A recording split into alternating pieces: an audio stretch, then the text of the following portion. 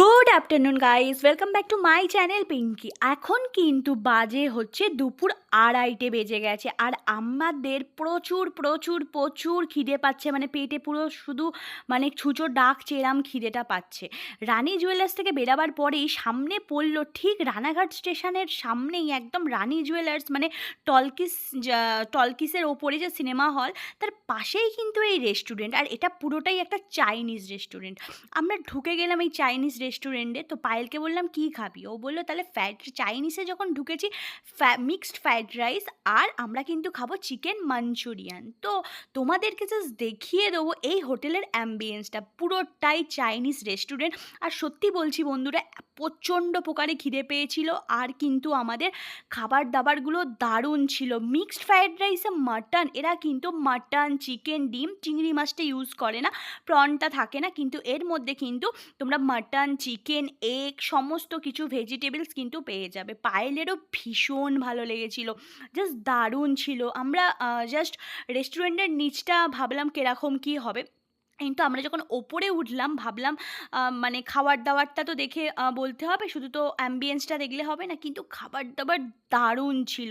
আমরা জাস্ট খেয়েছে, তোমাদেরকে জাস্ট দেখিয়ে দেবো কতটা পরিমাণে দিয়েছে। দেখো বন্ধুরা, আমাদের এই জাস্ট প্লেটটা সার্ভ করে দিয়ে গেল, আমরা বললাম আমরা নিজেরাই সার্ভ করে নেব। তোমরা দেখতে পাচ্ছ বাটি ভর্তি করে, জাস্ট বোলটা দেখছো যথেষ্ট মানে 1 কেজি তো হয়েই যাবে, ঠিক আছে। আর এটার খুবই একটা যে দাম তা কিন্তু নয়, ঠিক আছে। 250 টাকা মিক্সড ফ্রাইড রাইসটা, আর চিকেন মাঞ্চুরিয়ানটা কিন্তু পড়েছিল আমার 280 টাকা। মোটামুটি তোমরা ওই 450 টাকার মধ্যে দেখো পেট, তাও দুজনের খেতে 3 জনের হয়ে যাবে, ঠিক আছে। কারণ অনেকটা পরিমাণে দিয়েছে, আমরা দুজন শেষ করতে পারিনি, অনেক কষ্টে খেতে হয়েছে।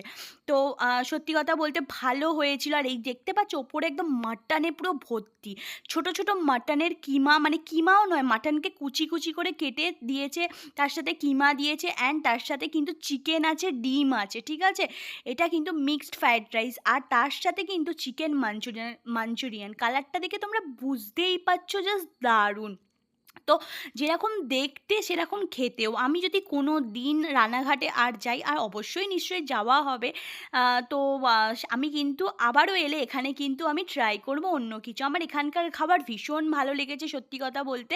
আমরা প্রথমে যখন ঢুকছিলাম ভাবছিলাম কীরকম হবে, কিন্তু সত্যি যথেষ্ট ভালো, যথেষ্ট। আর তোমরা দেখতেই পাচ্ছ যে কীরকম কী দিয়েছে। মানে চিকেনের পিসগুলো একটু ছোটো ছোটো, মানে চিলি চিকেনে যেরকম একটু বড় বড় পিস হয় না, তো চিলি চিকেনের পিসের মতো কিন্তু ছিল না, একটু ছোট ছোট চিকেনের পিসগুলো ছিল, কিন্তু একদম গরম খাবার সার্ভ করেছিল। আর আমাদের খিদেও সত্যি বন্ধুরা প্রচুর খিদে পেয়েছিল, কারণ সারাদিন আমরা ঘোরাঘুরির পর কিন্তু এই এখন আমি মানে খাচ্ছি। তো এবার ট্রেন ধরবো, ট্রেন ধরে বাড়ি যাব।